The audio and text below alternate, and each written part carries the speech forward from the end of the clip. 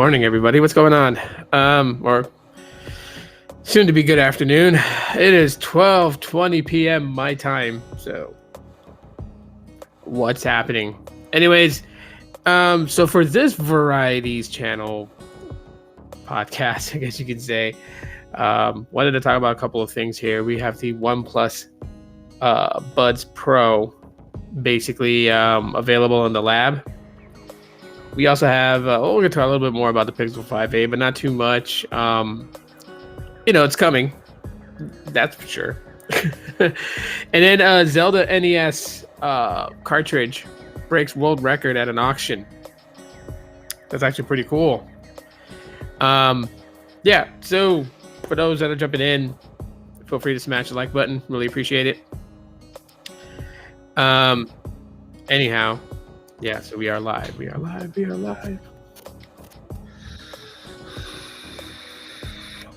Really chill right now. But how's everybody doing this weekend so far? How was you guys this weekend? Please comment below how your guys' weekend is. I would love to hear from you guys how your weekend is going so far for Saturday. That'd be totally cool.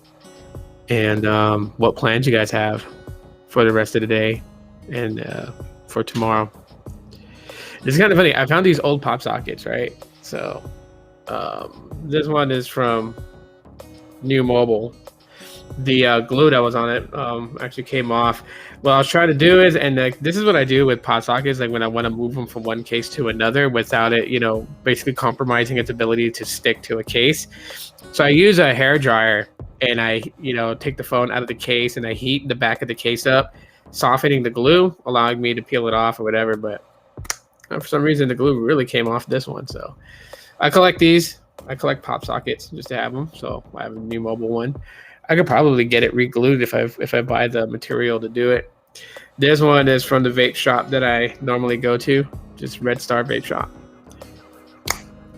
And of course, I got some other pop sockets that I'm actually using. Like this one is this is weird. When I bought this one, which is on the Pixel 4 case, this one is just literally they say it's vegan leather, so I don't know about that. Okay. Hey, Grant, what's up, man? Thank you so much for that. Really appreciate it. Really appreciate you for, popping in. I am doing well, and I hope you're doing well. And I'm loving the content that you're putting up, man. I'm loving that stuff, dude. For those that don't follow Grant, you guys really should. Grant Likes Tech. Follow his channel. Well, I'll put his comment back up. Follow his channel.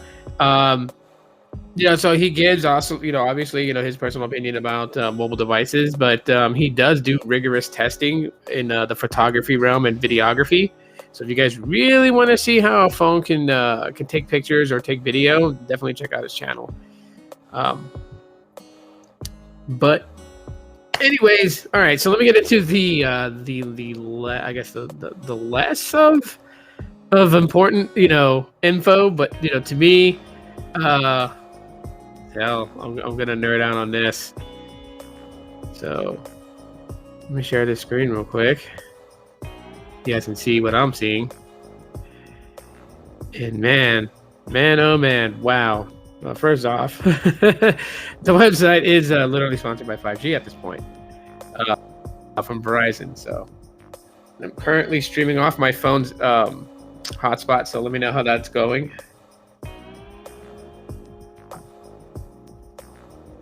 I have to wake the screen every now and then on the Pixel 4. But anyways, so get 5G phones on us, says Verizon. But let's go past that. Legend of Zelda cartridge sells for record $870,000 at an auction.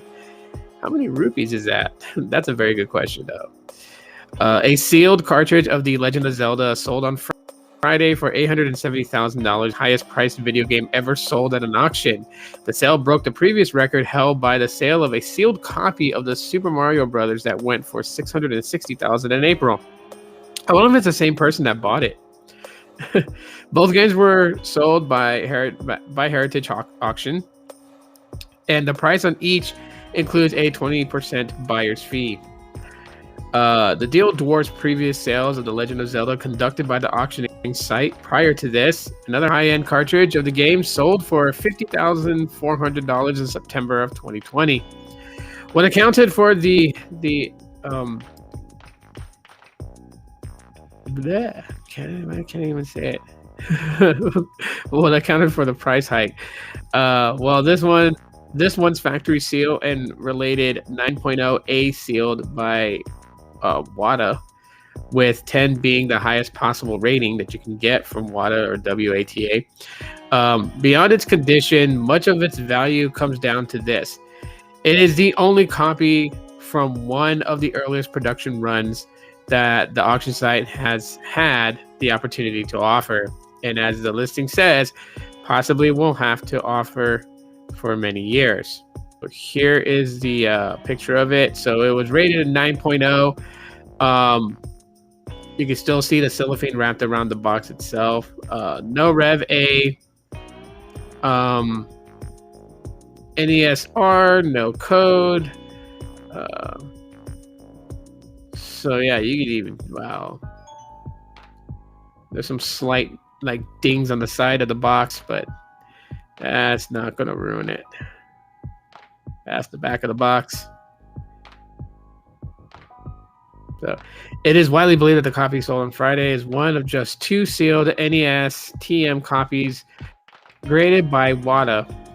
The release said the cartridge is a rare variant edition of The Legend of Zelda that was only produced for a few months in the late 1987 before it was replaced by another. Essentially, this copy is the earliest sealed copy one could realistically hope to obtain. That, coupled with the sweeping fan interest and cultural significance of the Legend of Zelda franchise at large, made for a highly desirable item. You can read the full description from the auction here. This is the full description of the auction. That says, Legend of Zelda, a WATA 9.8 sealed, no Rev A round SOQ early production, NES 1987 USA. Truly, the term grail only begins to scratch the surface of describing this game. Of all the games we've offered in our auctions, this sealed early production copy of the first game in the groundbreaking Legend of Zelda series is no doubt the apotheosis of rarity, culture significance, and collection centerpieces. A proverbial trifecta of collector perfection that only one will receive the honor of calling their own. While it is a hard truth, it is truth nonetheless. None of the copies we've offered in this title previously could even attempt to hold a candle to this one due to its incredible rare variant that holds early production status. This matter is completely inarguable. This is the only copy from one of the earliest production runs that we've ever had the opportunity to offer and possibly will have the opportunity to offer for many years to come. Considering this variant was only produced for a few months in the late 1987 before it was ultimately replaced by the Rev A variant in the early 1988. This statement likely comes as no surprise to collectors.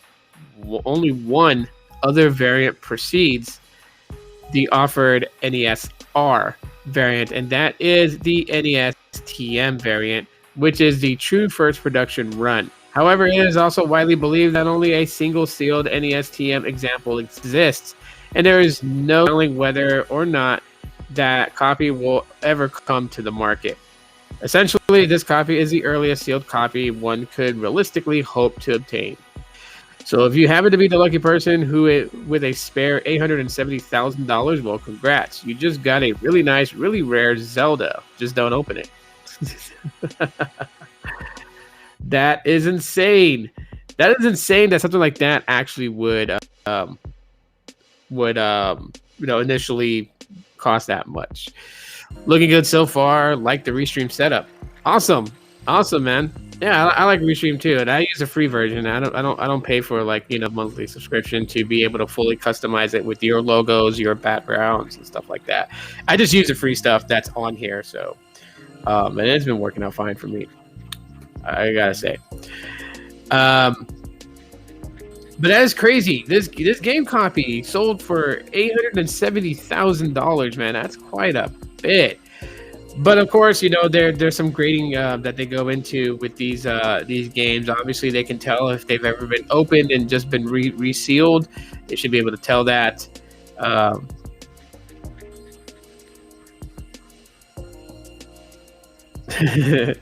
but the the whole thing, the rarity of the game itself, man. I don't think anyone back in the day would even know. So, like, you could imagine how many people that actually bought the Legend of Zelda for a Nintendo Entertainment System back in the day and never thought to themselves when they went into the video game store and they were like, "Yeah, I want to buy the Legend of Zelda," and they got the the earlier productions, so like the ones that was released in 1987, such as this one, and thought to themselves, I should buy two in case game collectors in the future want to buy this thing for a high price. Like, I don't think any kid really thought about that. So like, there's like a lot of kids that bought that game that are right now they're probably in their 30s and 40s, and they're saying to themselves, geez, I should have bought two copies and kept one. And you could have made a quick $870,000 on this. That's absolutely insane. Like, you never know the value of the things that you have, right? Just imagine how much money would fetch you if you still had your first release series of GI Joe action figures, right? Like if you had Snake Eyes, Duke, Storm Shadow, was it Rock and Roll? I think his name was Rockhound, one of the two, something like that. Scarlet, like there were like different GI Joe character action figures, and if you had like the their weaponry and stuff like that, like how much would a collector set like that go for? It's kind of crazy.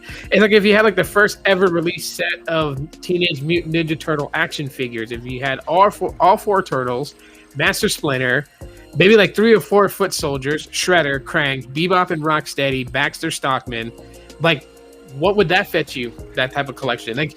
It's crazy to see like how things could cost so much more in the future, so much more. I mean, I have this Krang. I highly doubt that this Krang would act like fetch a shiny penny. Only because this is not a very old action figure, but I have Krang. He is one of my favorite characters from Teenage Mutant Ninja Turtles. So like, what would the original Android action figure go for in like the next 50 years? That's going to be crazy to see what it is. And if you have like a collection of them and like like the first series release of them, like what would that cost? So like it's really funny to see things like that and look at it and be like, oh, okay, well, hey, I mean, $870,000 for a sealed copy 1987 release Legend of Zelda. Like the game in itself is at an all-time high. I don't know if anyone's ever actually played the game and beaten the game, but the Legend of Zelda really introduced me into top view kind of RPG sort of. I mean, it really wasn't like an RPG game, but it's really funny though. You played as Link. If all your hearts was filled, like if your life was completely full, and then you can shoot basically like a projectile out of the Master Sword or out of your sword. The moment that you took damage, and then you had to go up close to your enemies and actually cut them with your sword. But it was fun to play. I remember playing that. I remember playing the Super NES version, playing that too.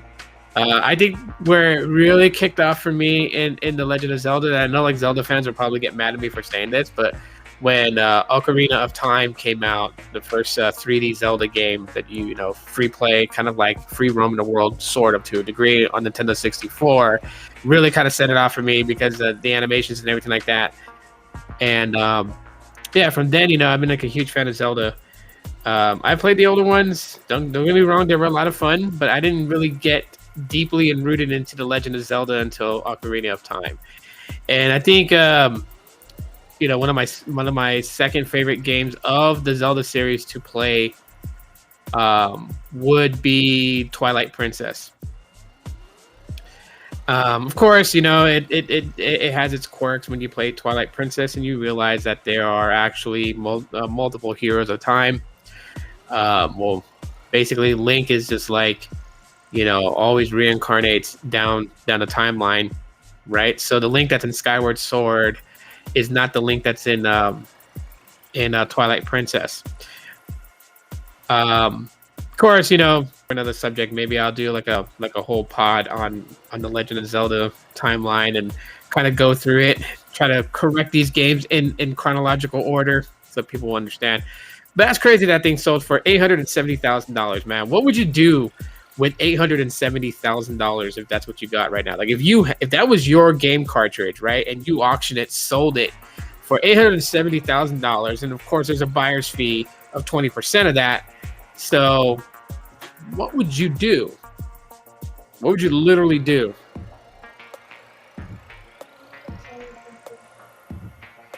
So you get mad at. Okay, you guys gotta leave him alone. No, I was going to say, I will tell saying what you One moment. called a voice, and he got mad at her. Okay, leave him alone. Close the door. What are you talking about when he's mad at me and I'm watching him part of Kids, man. Kids will argue. Kids will be on odds ends. So it's the life of a dad. What can I say? Yeah, but what would you do with $870,000? Like literally, what would you do with that money? I'll tell you what I'd do. 870 grand minus the buyer's fee, which is 20%. First thing I'd do is take care of my family's debt.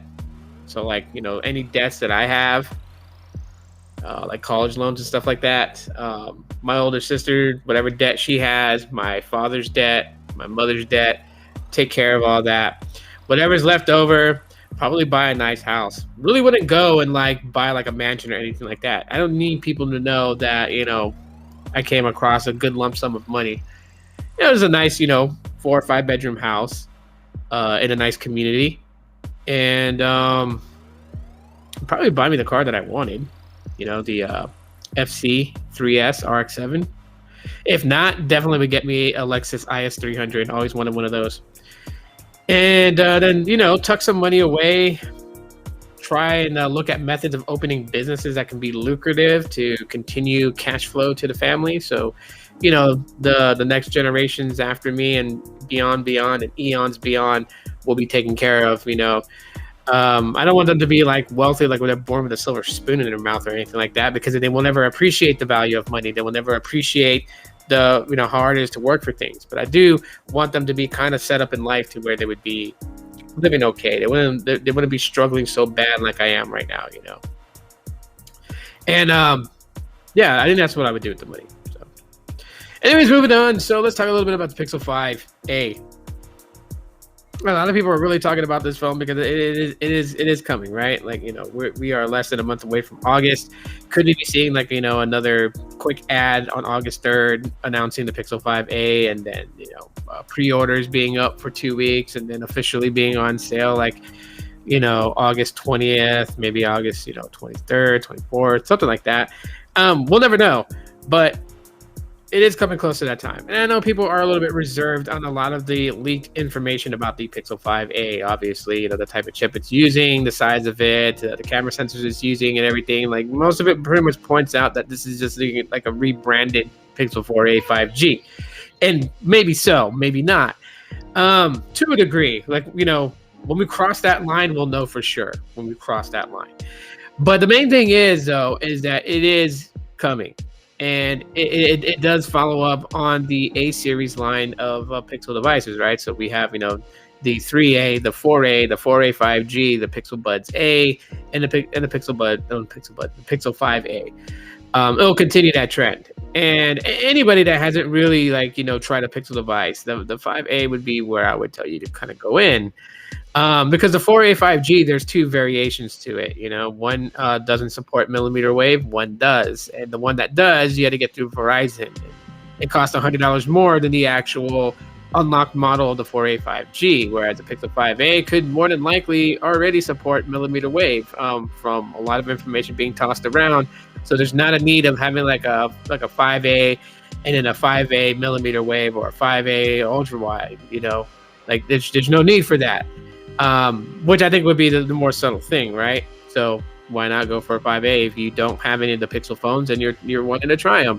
Because Pixel phones are amazing, in my opinion. They've always been amazing for the things that they can do. You know, no, go do your thing. Go do your thing, dude. He's in that stage where he wants to tell on everybody. Every little thing they do, he wants to tell. That's my little guy. That's my youngest of 5. And I love him. But, you know, the Pixel 5A really, you know, you're coming in to the Pixel lineup. Definitely one I would recommend if you don't want to spend too much money on a Google Pixel device. Go with the 5A. And the reason why is because even though that it is, you know, the A series device, which is known to be on the budget side of things, the experience, the user experience, so the user, you know, using the user interface, the UI, user experience is no different away from a flagship Pixel. No different. We're talking about, you know, the OS. We're talking about the user interface. We're talking into Android and how well it's optimized with the device.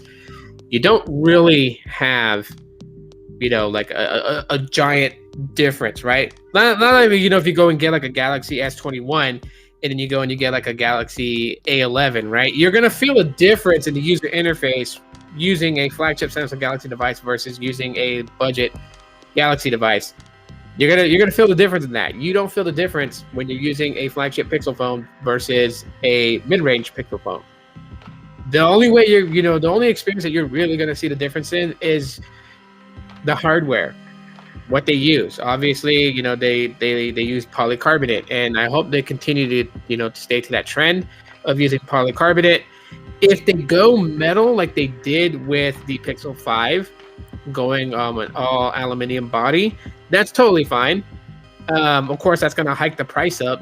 You have to understand that you're not gonna see the Pixel 5A go $350 with a metal body. Okay, now if it's polycarbonate, yeah, you can see that. Polycarbonate is pretty durable, so I don't know why people get so mad that, you know, it's plastic. Okay, it's plastic. No big deal. Your earbuds are plastic. I don't see people complaining about wanting AirPods Pro made out of glass.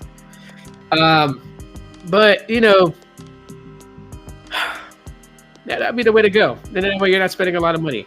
One of the bonus sides, and this is something that just doesn't make sense to me when it comes to Google Pixel phones, is in the bonus sides of the A series devices, they have headphone jacks. I don't know why they don't just, you know, the Google Pixel could have been the oddball. Since they like to be the oddball of everything, they could have been the oddball that just, you know, put headphone jacks, even though they sell their Pixel Buds. And people would be like, well, why would they do that? You know, flagships would inspire someone to get the Pixel Buds. You could do the same thing with the mid-rangers. You could take the headphone jack out of those and inspire people to buy the Pixel Buds. Pixel Buds works with the A series, works with the flagship series. I'm just saying, they could have been the one amongst many that still uses the headphone jack. And of course, people are gonna be like, well, I don't use wired earbuds anymore. I don't use wired headphones anymore. Some people do. Some people absolutely enjoy them. Some people, I know a friend of mine who still got some really awesome old school Nakamichis that are like, you know, headphones. These things kick major butt when it comes to sound. And I know he would thoroughly enjoy using those things with a Pixel device that had a headphone jack, allowing him to plug into it. So why not? You know, why not? What's up, Gene? That's the only thing that always leaves me scratching my head with every iteration of Google Pixel phones, like the flagship ones, is why don't they just be the one against everybody else and just put a headphone jack in there? You do it with your A series, do it with your flagship series. Sure, there can be a lot of people that may not want to use it. That's totally fine. Let that be at that person's discretion. But I would rather have options than feel like I'm being told you have to go this way. Even them putting in a dongle that plugs into the port. I mean, I know a lot of people wouldn't like that because you would have to decide whether you're going to charge your phone or listen to music. Like, you wouldn't be able to charge your phone and listen to music at the same time. I mean, you could, you know. Of course, you'd have to be stationary to an area. Same as if you had like a wall adapter, you have to be stationary to that area. Because if those people haven't figured it out, if you had the dongle for the Pixel device that you plug into the Type-C port that has a headphone jack built into the dongle, you could wirelessly charge your Pixel device Well, of course, like I said, you'd be stationary. So you'd be sitting at a desk with the Qi charger, your phone on there, with your headphones plugged into the dongle, plugged into the Type-C port, and listen to music that way. But I think people would just say it's more practical to just put a headphone jack in the flagship one. So why not? Why not just put a headphone jack in there? But I mean, it's wishful thinking, and it is what it is. So the Pixel 5a, I mean, people are just like, it's going to be $350, it's going to be $400. Me personally, to answer the question that people ask me, like, what I think the Pixel 5a should be priced at, judging by what we know so far already from like leaked information out there, I would definitely say that it needs to be in the realm of like 400 and under. Okay, 350 would be solid. If it was priced the same as the Pixel 4a when the 4a dropped, then totally fine. If it's 400, that's totally fine too. Gotta run. Have a great weekend. All right, Grant. Take it easy, bro. Mahalo for coming in, brother. Really appreciate it. Everybody, check out his channel, Grant Likes Tech. If you guys want to know how good your Pixel, photos come out, how good your Samsung Galaxy photos come out, this guy is really good with photography, and that's, still photography and also videography and audio. So definitely check him out, as well as his unboxing reviews of various different phones out there, like, OnePlus, Samsung, Apple. Definitely the go-to guy. So thanks for being here, Grant, and appreciate the super chat again. Really appreciate that too, bro. Have a great weekend yourself. And so, yeah, I still would say that, for somebody that's got an older Pixel device, like a Pixel 3a, maybe, update to the Pixel 5a. If you have the Pixel 4a and currently thoroughly enjoy your phone, nah. Unless 5G is absolutely important to you and you got to have it, then you would be upgrading. But if the 4a pretty much like hits all the target points of what you need out of a phone minus 5G, and you're okay with not having 5G, maybe 5G is not available in your area, then stick with your 4a. You're fine. You're fine. You're good. Also news too that people are talking about and getting all antsy and excited for is that it's being said that the Pixel 6 obviously will offer 5 years of support, which means 4 major OS updates and 5 years of security patches. Hey, that's fine. As a matter of fact, I think when it comes to security patches, they could roll security patches to older Pixels. I don't see what the deal would be, what the problem is there. It's like, what? They're not trying to touch Android 11 anymore? I say that only because, the Pixel 2, 2XL, they're going to be stuck on Android 11. The Pixel 3 is getting Android 12, and then that's the last software that it's going to get majorly, and support will stop for it soon. This year, I believe. Then the 3A will get its final life expectancy next year, 2022, along with the Pixel 4. So we can be expecting that when it comes to the Google Pixel phones. I just don't see why they cannot continue to offer, security patch updates. I mean, they do still do it, like security patch updates for like, Android 10 are still going out, because there's devices that are still getting like, security updates that are on Android 10. I don't know if you guys hear my son. I think he's arguing with his sisters. Kids, life of dad, the life of dad.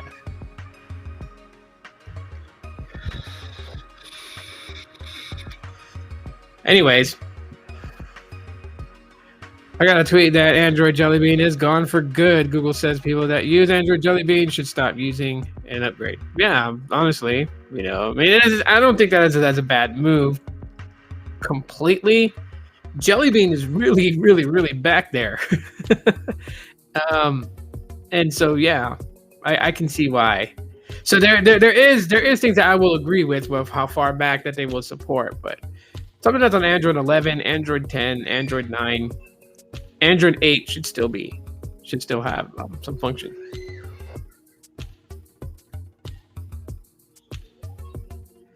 Ooh. Kids are arguing. Hold on. I gotta put on my dad helmet now and go in here. I shall be right back.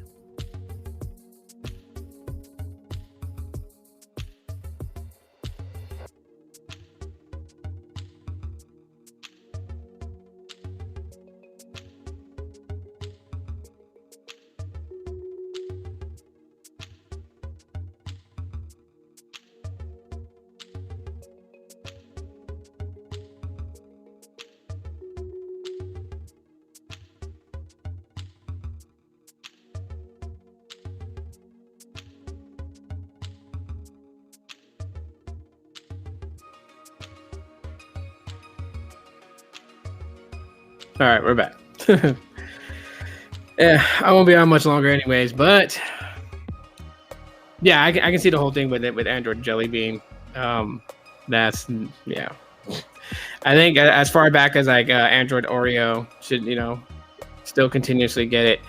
Because I mean, like when you think about the Pixel phones, the Pixel 1 and the 1 XL are both on Android 10. So why not continue to give them security patches, let those devices, be secure, things like that. Those things I will agree with when people talk, of some of the negative sides of Pixels. It's like, continue the security patch. I don't expect them to put the Pixel 1 on Android 12, much less I would love for the Pixel 2 and 2 XL to go to Android 12, but I'm not disheartened that it's not getting it, but at least continue the security patches on those phones, because there's Pixel phones are, they're good. They're really good. And some people will probably be in shock and be like, that's a bold statement, Tito. Like, how could you say something like that? They're really good because there's people who still stick to using them. The maintenance guy that came the other day rocks a Pixel 3 XL with that big, the notch, because that's what the notch looks like with the camera sensors in the front and everything. But I mean, you know what? Like, and he's just like, he doesn't want to upgrade. Like, he wants to use that phone until it breaks. So that speaks high volumes of just how well Google Pixels are. Just saying, why not? All right, in final news, we're going to be talking about the OnePlus Buds Pro testing. So the OnePlus Lab is opened up, and if you are part of the OnePlus Lab, then you just have to submit a request to, beta test the OnePlus Buds Pro. And if you don't know what the OnePlus Lab is, think of it as like Team Pixel, but in reverse. So like Team Pixel, they find YouTubers, they say, hey, we're going to send you a Pixel device and you do a review on it, and, advertisement with you as a reviewer with your, followers. The OnePlus Lab has people that's part of their team.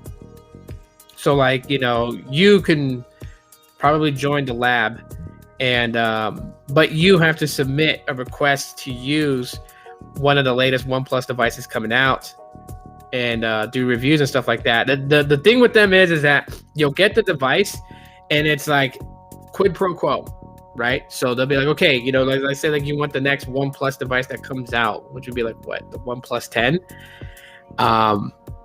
And they send you that device, and what you got to do is you do have to create a review video for it, and you got to allow OnePlus the rights to use your review video on their site if they want to use it. That is the one hand washes the other effect. So I haven't heard too much about the OnePlus Buds Pro, but I do know that a lot of OEMs are focusing on audio. If you guys hadn't noticed that in the last couple of years, especially 2020 and into 2021, it's been more focused on audio, wireless technology more than it is pumping out new smartphones, right? Like we've kind of been in a slight dry spell when it comes to smartphone devices releasing and stuff like that.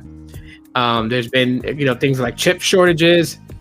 There's been things of just like they don't want to put too many people in the factory working, and so rather than like Samsung releasing 7 different mid-range budget devices, they've only opted to do maybe like 3, 4. A lot of these things just because of the way that the world has changed to a degree. And just when I looked at it, I'm just like, but Google comes out with like the Pixel Buds A series, true wireless earbuds. You got OnePlus pumping them out. You got Soundcore pumping them out.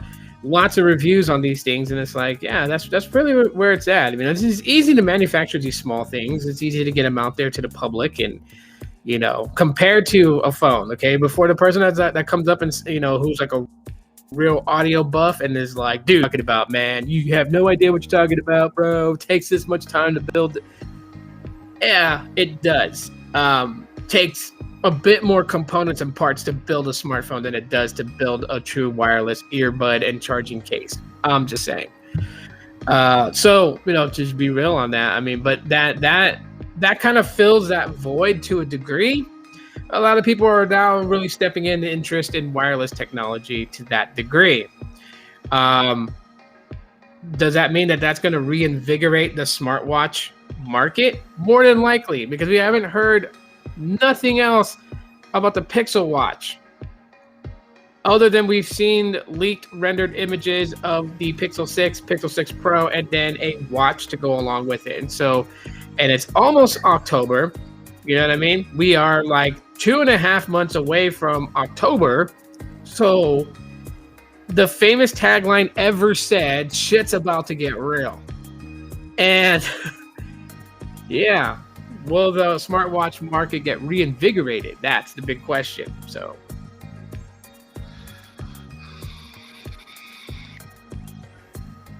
Saturday. I love Saturdays. Saturdays are amazing. Although, I do want to grab some lunch. What's happening here? Got something going on MeWe. How many of you guys are on MeWe? I'm trying to follow like the people that I actually want to follow that are on MeWe, because I am stepping away from, not really stepping away. I'm actually thinking about just like downloading all my photos and removing my Facebook account and just merging it with my babe's Facebook. So like, kind of like share Facebook with her, but it's her Facebook account, but people can message me to her account to get a hold of me. And I'd rather use MeWe. MeWe's has been very good. I've tested it out. I've posted things, and there's I don't have to worry about getting into trouble. The same as with Odyssey. The reason why that I'm linking my videos to Odyssey, I'm uploading videos to Odyssey. Odyssey doesn't have a tight grip around my neck like YouTube does. So I can really cut loose on that. And I'm hoping that doesn't go under.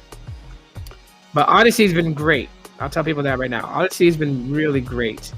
I've been enjoying being on Odyssey. I watch a lot of videos on Odyssey. I love the atmosphere that it has. I see creators that's here on YouTube, and they sound so different on Odyssey, and I'm like, whoa, I like this version of you better, because they're not held by the neck by YouTube.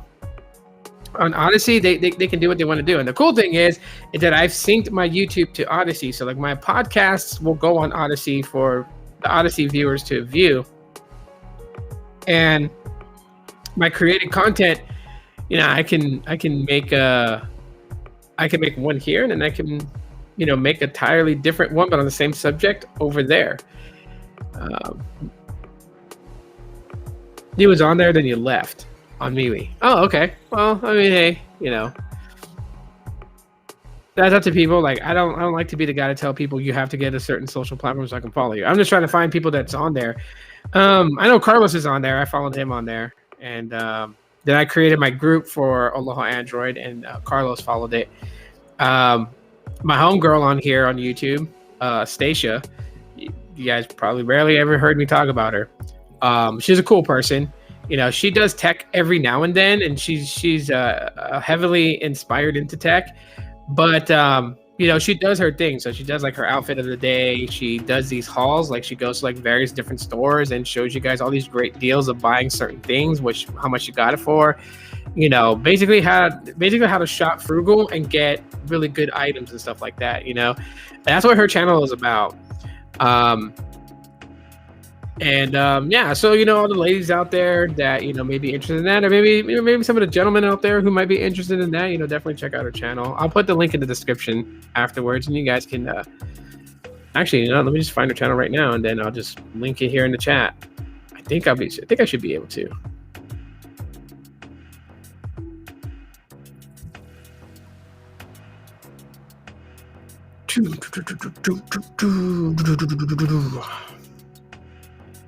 Oh man, Two Phones is live. I didn't even know.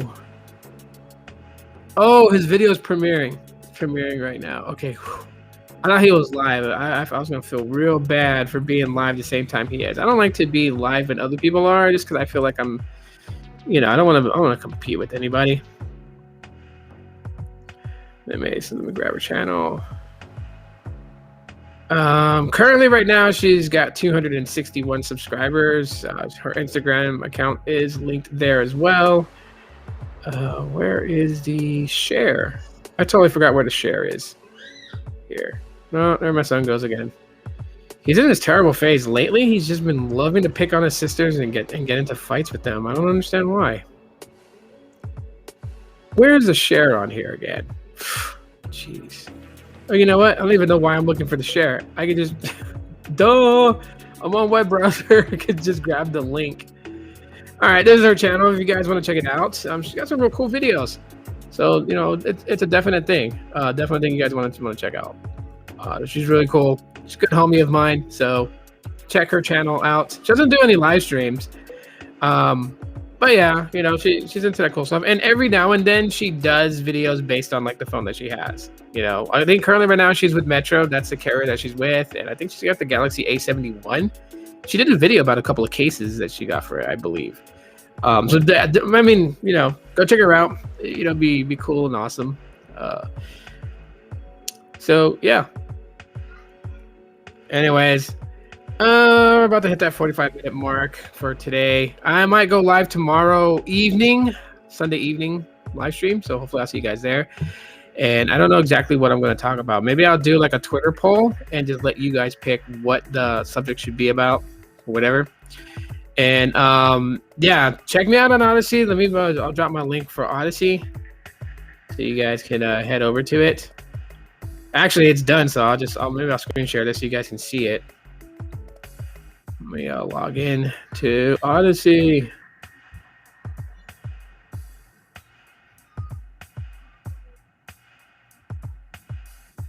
Okay, hold on. They do the magic link thing. That's kind of weird. So I do gotta get into my Gmail, click that magic link, and then I'll be able to show you guys Odyssey. Odyssey, to me, got massive good potential. Excuse my son for his him acting out right now. Okay, login success there. So I can close this tab, close out Gmail.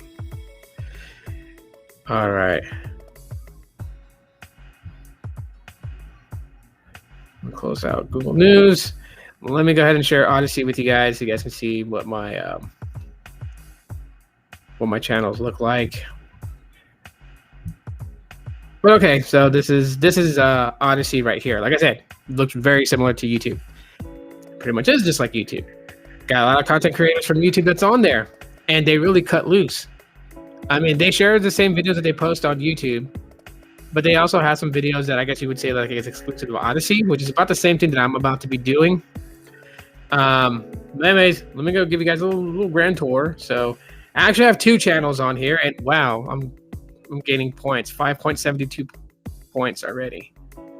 All right, so two channels here, right? One of them is just going to be just like a random vlog kind of channel type thing. And then of course, Aloha Android is on there. It's got 976 of my uploads so far, and I believe it stopped grabbing the older videos and stuff like that. But so here's the channel, looks just like my YouTube channel. I mean, it's got all my stuff that I've posted on YouTube. Even last night's live stream testing most mobile and all that other good stuff. Haven't created a playlist yet. Only got one follower right now on Odyssey, but that's okay. My channel usually starts off that way. Starts off very low and doesn't take off. I'm not that extravagant of a content creator. Got my little synopsis there of the channel. Tells you when I last updated and all that other good stuff. And then you got the community tab. In the community tab, you can post a comment that's on the main page itself that I'll be able to see. So really just like YouTube. Difference is that Odyssey does not censor or ban anybody. So you don't get shadow banned. You don't get any of those types of things. Two folks, what's up, bro? You tried to restream last night. You liked it. I saw that. I also saw that you tried Streamlab from the mobile device too. So that was pretty cool. Yeah, but thanks for being here. And I'm sorry, man. I didn't know that you were going to premiere a video. I just saw that earlier. I was looking at a homegirl's channel to kind of promote her channel. And then I saw that, your video was premiering. And I was like, I felt bad, man. So I'm sorry. But yeah, this is Odyssey. And again, like I said, the biggest key thing here with Odyssey is that there's no shadow banning and no censorship. I mean, you can't just upload whatever you want, right? So you can't put any derogatory videos or anything like that on there, because that will get you kicked off the site. But because you have an opinion about Apple, you have an opinion about Google, or maybe you have a political point of view, you will not get shadow banned on Odyssey. People will be able to find your videos, and that's what I absolutely like. Odyssey pretty much is what like YouTube was 7 years ago. So the atmosphere is pretty good. You'll see that a lot with the different videos that goes up on there. Please excuse my son again. He's being terrible today. I don't know why. He won't leave his sisters alone. Literally earlier he was pulling my youngest daughter's hair. He kept bothering her. Like he likes to annoy them, which I know where he gets that from. I was like that at his age. I used to annoy my older sister all the time, so I know exactly what he's doing. But anyways, yeah, back to Odyssey. Yeah, so it's pretty cool. There's not a physical app that you can download from the Play Store. So if you go in the Play Store and you type in Odyssey, you won't find Odyssey. There's no actual physical app like a YouTube app. However, Odyssey is in conjunction with what's called Library, LBRY.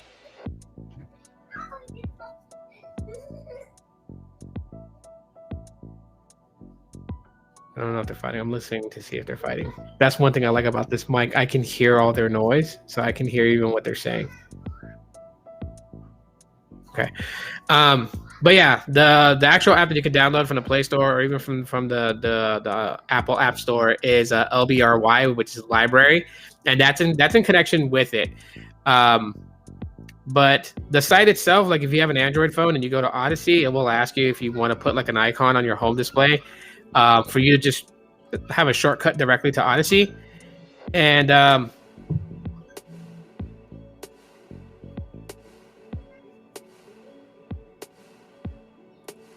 on, got a message. I'm sorry, guys.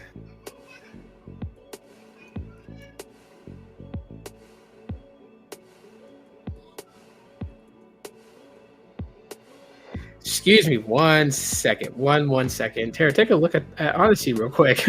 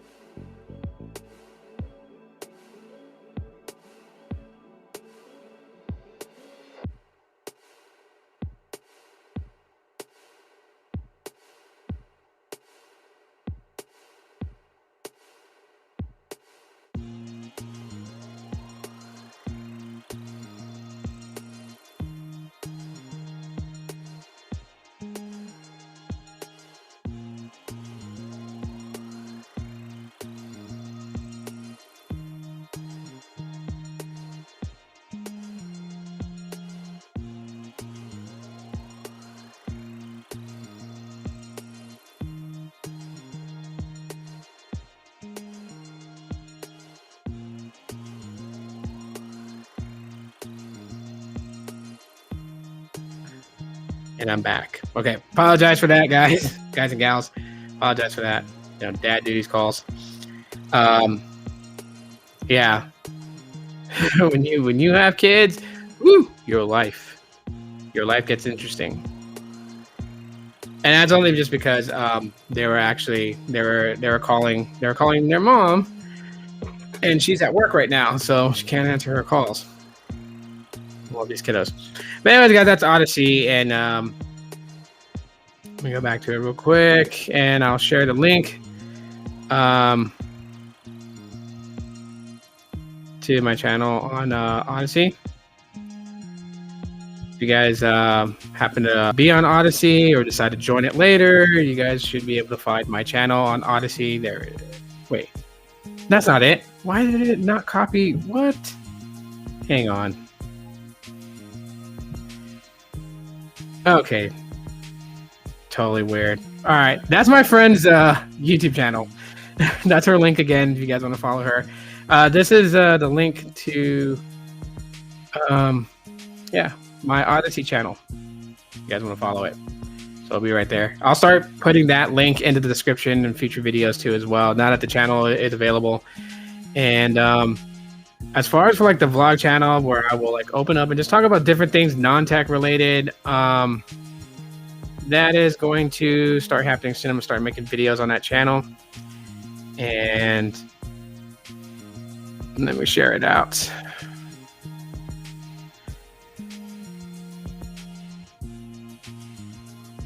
So the link to that Odyssey vlog channel is this, and believe me, I'm going to be very vocal on that channel about things that I talk about, whatever I decide to talk about. I'll be very vocal on it. So, but that's my channel. Yeah.